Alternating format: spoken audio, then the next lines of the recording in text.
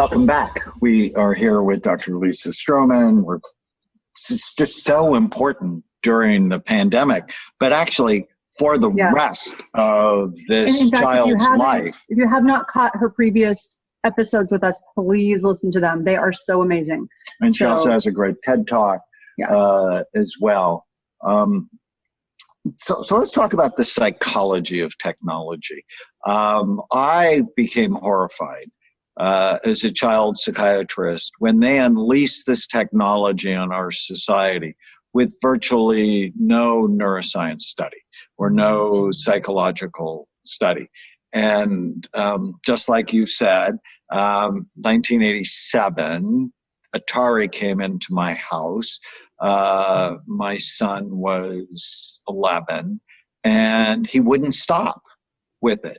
I'm like, you can play for half an hour. This is so cool. I didn't have cool toys like this but he wouldn't stop. And he went from being an A student to a B and C student with a lot more fighting at home, at which point I took it out of the house. And I'm like, no, you want to play at your friend's house? That's up to you. But we're not doing this over and over and over again. I mean, clearly it was going to a bad pattern.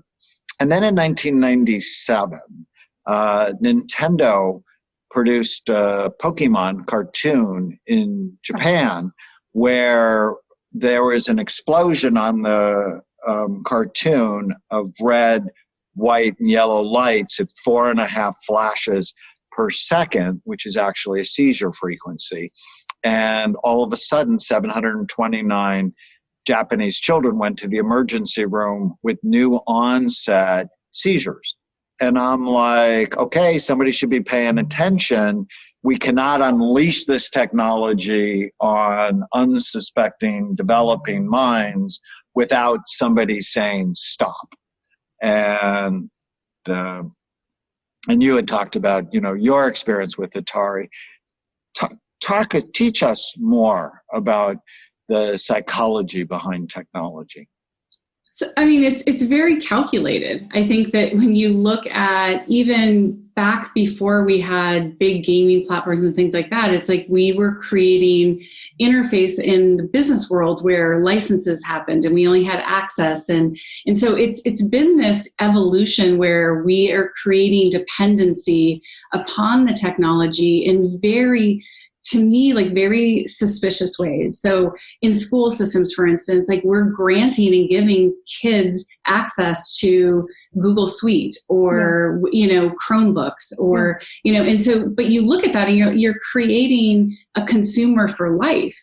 And so you're getting them trained upon those platforms. So the psychology of it is, as a parent, and I'm in the field, right? I had no choice. My child was given a Gmail account, and they said, don't worry, you can go in, create a family account. I talked to all these parents. Well, my daughter turned 13 this past week, and I got an email and it said, congratulations, your daughter now has full control of her account.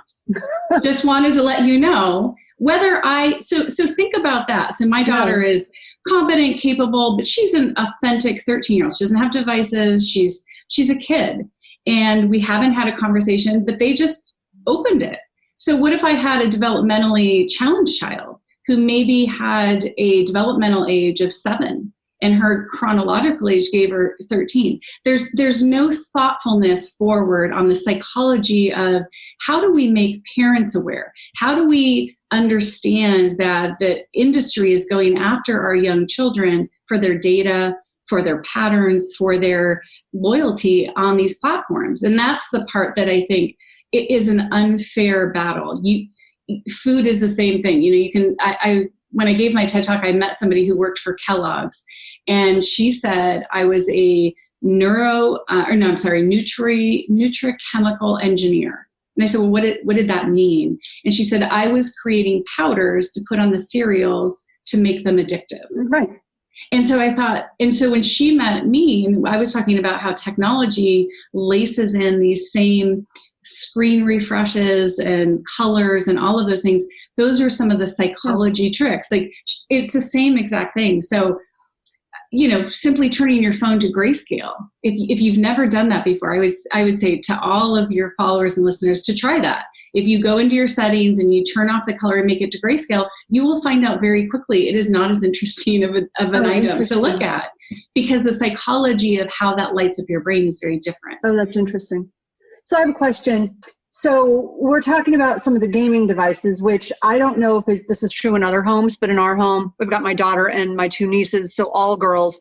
They don't have that much interest in those things, but try to take the devices away, their phones, right, and Instagram and Snapchat and this new thing, TikTok. Okay. And I'm like, whoa. I mean, girls seem to be like dually attached to that. I mean, way more attached to that than anything else. I don't know if there's a difference in genders, what they're attached to and why, but also these new platforms pop up so fast. I feel like they don't even give us time to fully research them. I had actually, by the time my nieces came to live with us, they already had TikTok.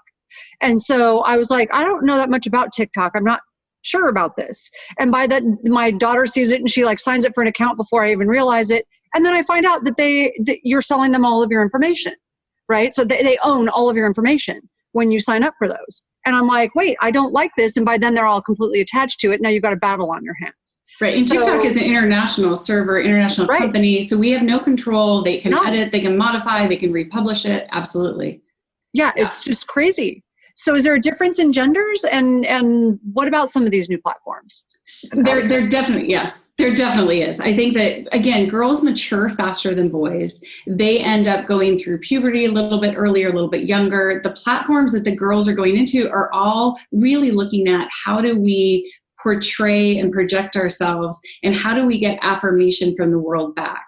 So that part about us that we have that internal affirmation of we're smart, we do the right thing, we present ourselves authentically, isn't really, those character traits really are played upon by the industry, and the girls tend to pick it up first. They put themselves out there in a very sexualized way. Yes. Have not seen the filters and how fantastic. One of my friends has a daughter who's on it. She sent me the difference between a filter of her daughter on Snapchat, and if there's a way to interlay it to you, I will. But it is incredibly different from what she really looks like to where it is. So it's the sexualization. And then, of course, now you come along and they've really mastered it. The girls are like reinforcing each other and all that stuff. And then these poor boys come walking in who have boy brains, and they have testosterone that gets popped in, and now they have all these girls that are placing themselves out there on these very visually highly stimulated platforms, and there's just no chance. You're going to lose. The boys are going to come in, and so what I see happen once you get those girls into high school is girls will end up going over to boys' houses, and then they'll sit there and watch the boys' game, or they'll jump in and kind of try, and it's like this parallel dating world. Where, it ends with some sort of sexual event. And then the girls come back and say, wait, like, is that how it goes? So there's a lot of very different social interactions. And the psychology of it is that girls aren't being taught what real self-confidence and self-control is on these platforms. They're literally rewarded for putting themselves out there in the most unedited and sexualized way. Well, and I'm working on a new book for next year called Your Brain is Always Listening. And I talk about the dragons from the past that still breathe fire on your emotional brain. And one of the dragons is called the less than dragon, or the inferior flawed dragon. The inferior flawed dragon. And whenever they're on these sites, in fact, you actually said the more you were on the site. Oh, it took me 5 minutes. So I'm not even a person who, I never scroll. I don't have time. I barely go on because I've got my own platforms. That's the most amount of time I have to go on them, is to answer questions and I get off, right? Because we've got professional platforms, professional pages. But for some reason, it was Christmas. I was shopping. And so I was doing some Christmas shopping. I don't like the mall. I hate the mall, actually. So I do all my shopping online, and somehow I saw something and clicked on it, and then I found myself scrolling, and it took 5 minutes before I was like feeling awful about myself. And I'm like, wait, I know better. But I had to kick my own butt because I'm like, I know better. And I find, all of a sudden I'm looking at these women that I actually know personally. They're beautiful women, but they look perfect. And I'm like, what is happening right now? Like, why do I feel so awful? Why do I suddenly feel like I need to go visit the plastic surgeon after 5 minutes of scrolling? It's crazy.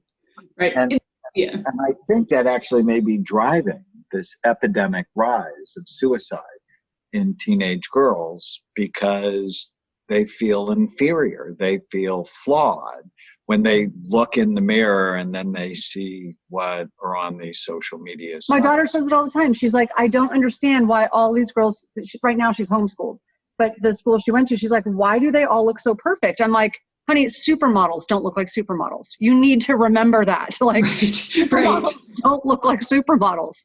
So in my generation, it was airbrushing. Now it's Photoshop? Photoshop. Yeah, Photoshop. And they are basically layered into the programs and platforms that they're using. So they're filters. They don't even have to work at it. It's just done automatically for them. Yeah. Craziness. All right. I distracted us. Psychology of technology. What else comes to mind when you think of that, Lisa? I think that we need to recognize that today it isn't a choice between one or the other. I think that a lot of people are talking to me about kind of mental health or mental wellness. Yeah, and technology, and do I have to choose? We don't have an option anymore. So we're going to have to figure out, how do we have a positive interface that supports our psychology with technology versus harms it?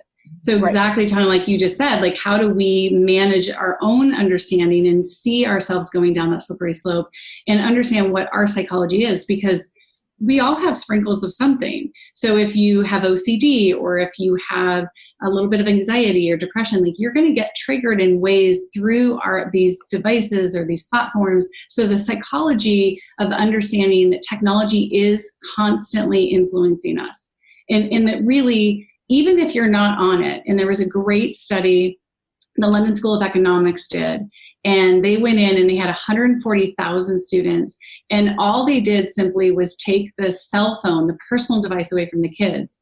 And what they found was their grades went up on average almost 8%. So literally, the kids still had technology in the classroom. They were still using it to learn, but they didn't have personal devices. So it tells you that the research that shows that we lose about 40% of our attention when we have a device in front of us is really accurate. So the psychology of that is understanding, all right, in that 40%, what is the psychology being impacted or influenced by? Is it, I hope that I get that text from that person, or I'm wondering what this job is going to come in as, or I wonder, so what is the psychology of that unknown, even when we're not connected to our technology? So that's important. Yeah, no, the incidence of ADD has more than doubled since the early 90s. And is it a Ritalin deficiency syndrome, or is it our attention has been hijacked? And it sounds like you're saying in a lot of cases, children and adults, their attention has actually been hijacked. All right, stay with us. When we come back, we're going to talk about how parents can protect their children from online predators, but also companies that are really going after the mind share of your child. Yeah. Stay with us. If you're enjoying the Brain Warriors Way podcast, please don't forget to subscribe so you'll always know when there's a new episode. And while you're at it, feel free to give us a review or 5-star rating, as that helps others find the podcast. If you're considering coming to Amen Clinics or trying some of the brain healthy supplements from BrainMD, you can use the code podcast10 to get a 10% discount on a full evaluation at amenclinics.com, or a 10% discount on all supplements at brainmdhealth.com. For more information, give us a call at 855-978-1363.